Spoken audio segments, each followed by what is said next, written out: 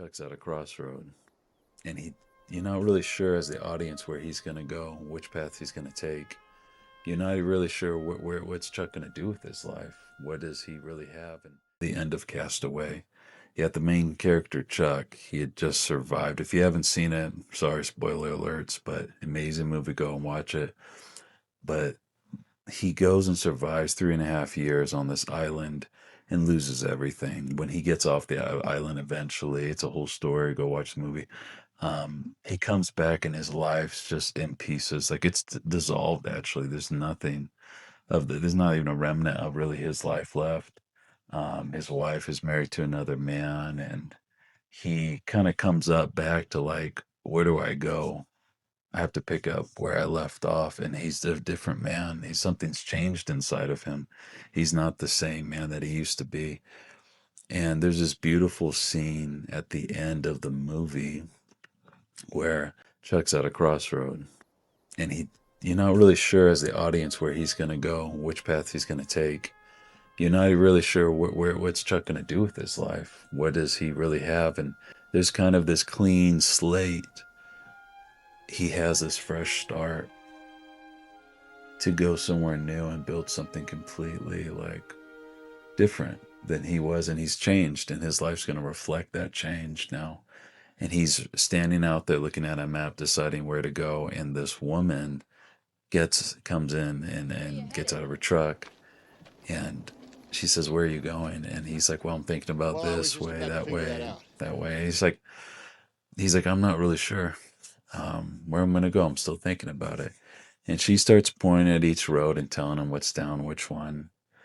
Kind of like what his life would be like in a sense if he took it. And she gets in the car.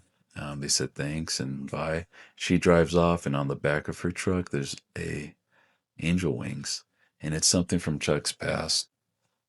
And it's something that he emotionally connected to because when he saw those same angel wings when he was on the island, it reminds me almost of the alchemist when Santiago would see a sign or something and he would learn to interpret it and follow it. God gives signs. There's so much scripture on that, and just in life is crazy and weird sometimes, but God does give signs. And when you don't know what to do and you're at a crossroad of destiny, where your life could change forever. You're not sure where to go. It's those things, those little, it's small, it's subtle. Even in the movie, it was subtle to him, but he knew kind of in his heart where he had to go, where he had to follow.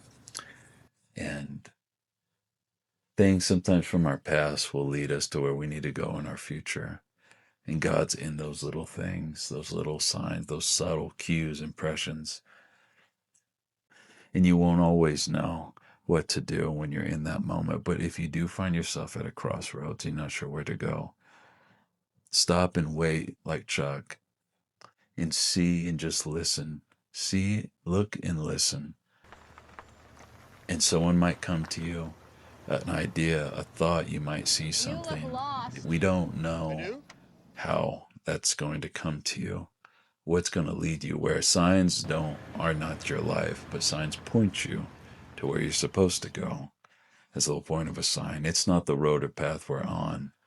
That path and road truly is Christ, which is a mystery that we're all unveiling with unveiling eyes. We're figuring out, but the signs direct us, what some might call the prophetic. But I wanted to share that scene. It's one of my favorite movies, and I love the soundtrack. So go and watch it, and hope that blessed y'all.